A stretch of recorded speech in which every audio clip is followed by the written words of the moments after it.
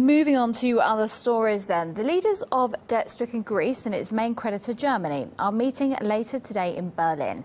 Both sides have been at each other's throats for weeks now over Athens' financial obligations under the new Syriza government. Now, the German media has unearthed a 2-year-old video showing the Greek finance minister Yanis Varoufakis allegedly showing the finger to Berlin during a lecture. Now, that obviously got the public rattled, as you would imagine, and Athens revived demands for World War II reparations from Berlin for the brutal Nazi occupation of Greece. Now, the German public is fast losing sympathy for the battered Greeks. A recent poll revealed that more than half of Germans would like to kick Athens out of the Eurozone. RT's Peter Oliver looks at what other punches Greece and Germany have been throwing ahead of the meeting. What to do about a problem like Greece? It seems, ask the Greek PM to come to Berlin to duke it out with the German Chancellor. An idea not entirely taken seriously by some in Berlin. Ich habe den griechischen Ministerpräsidenten Alexis Tsipras für Montag nach Berlin eingeladen und ich freue mich auf seinen Besuch. Wir werden Zeit haben, ausführlich miteinander zu reden, vielleicht auch zu diskutieren. Es ist natürlich. So let's have a look at what they're bringing to the ring. Angela Merkel's position as the EU's leading stateswoman gives her an experience advantage over Alexis Tsipras, but the Greek Prime Minister is determined to upset the status quo. Αυτή την Ευρώπη οραματιστήκαμε.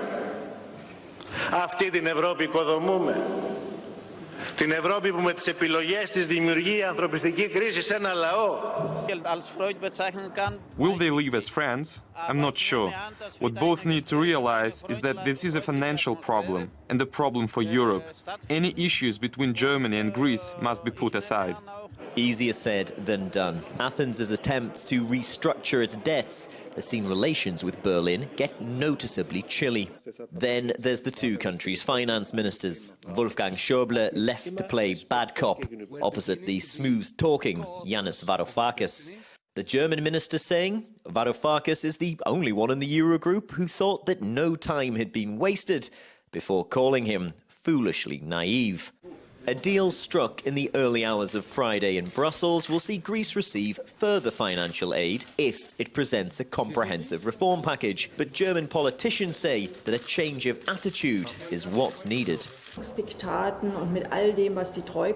The German government hasn't understood that the demands they have made aren't helping Greece pay its debts. They are ruining the country.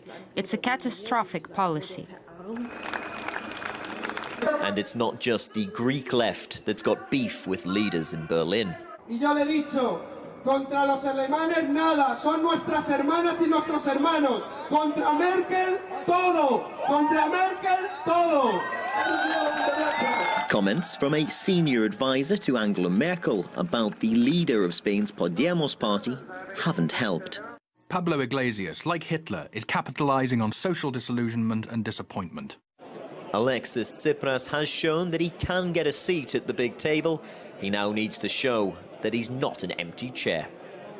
Angela Merkel and Alexis Tsipras may be poles apart ideologically, but if they can't find any common ground, well, it could end up spelling out big changes for the European single currency and Germany's relationship with Europe's left wing. Reporting from Frankfurt, I'm Peter Oliver for RT. A group of Belgian video game designers are raising awareness of what's happening in eastern Ukraine.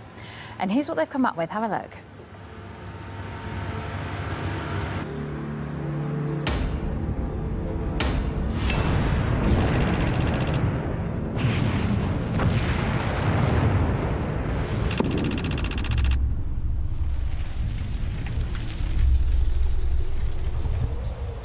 Now, despite looking like just another mobile shoot-'em-up kind of game, the game's designers, well, they insist that it is aimed at promoting peace. Even if you do defeat your enemy, you still get a game over message flashing up after the fighting's over. Kevin Holterman, he's the co-founder of the Lugas Studios. He explains the idea behind it. In the beginning of the game, you pick one of two sides, the DNR or the Ukrainian army. And like in most games, you think that you have to defeat the other side. But when you do that, you still get a game over screen and you see the civilian casualties you made. So it's possible to win, but I guess it's for the people to figure out how to do that. We don't want to make a political, we don't have a political stance. We just want to show what war is really about, and it's actually about the casualties. So, yeah, there's no good or bad side. Well, of course, the reality on the ground is much more complicated than any game could ever depict. Even with the fragile ceasefire holding, both sides generally abiding by it as well, undetonated shells scattered across the region continue to take lives.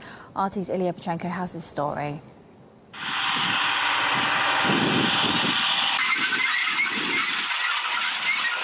Комбайн вот убирает кукурузу. Он не заметил вот эти снаряды маленькие, там, или минометные, или какие они, я не знаю.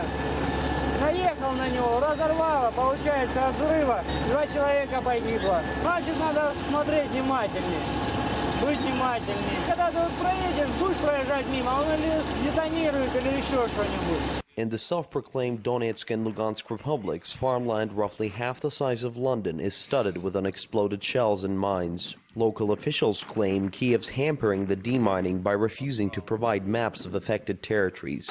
Eastern Ukraine is facing a devastating famine, with the region largely cut off from food supplies.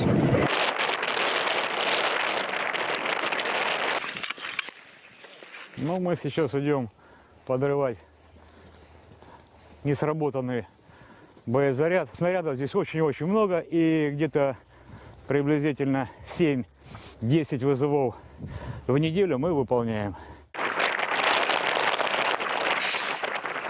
Кассеты, которые находятся в таких реактивных снарядах, очень чувствительны к касаниям даже. То есть к температурным перепадам, к касаниям, не говоря уже о ударах. Поэтому в данном случае я даже не могу вам точно сказать, насколько она безопасна. Поэтому вам лучше отойти подальше и не присутствовать здесь. Любые манипуляции с боезапасом приводят, как правило, к фатальному исходу. Никто не застрахован. Это может случиться прямо сейчас. We gotta take cover right now, at least 300 meters, because the bang will be very big. They're gonna detonate something that's in the top 3 of the most powerful shells that were used in this area.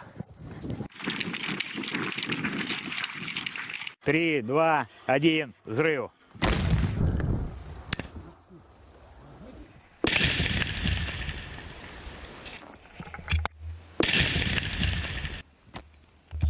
And this could have been someone on a sewing machine. Ну, в общем, в этот раз успешно. А иногда бывает слишком поздно. Бывает, что приходим, а уже сработка. Ilya Petrenko, RT, in the self-proclaimed Donetsk Republic. You're with RT International. More news coming up after a very short break.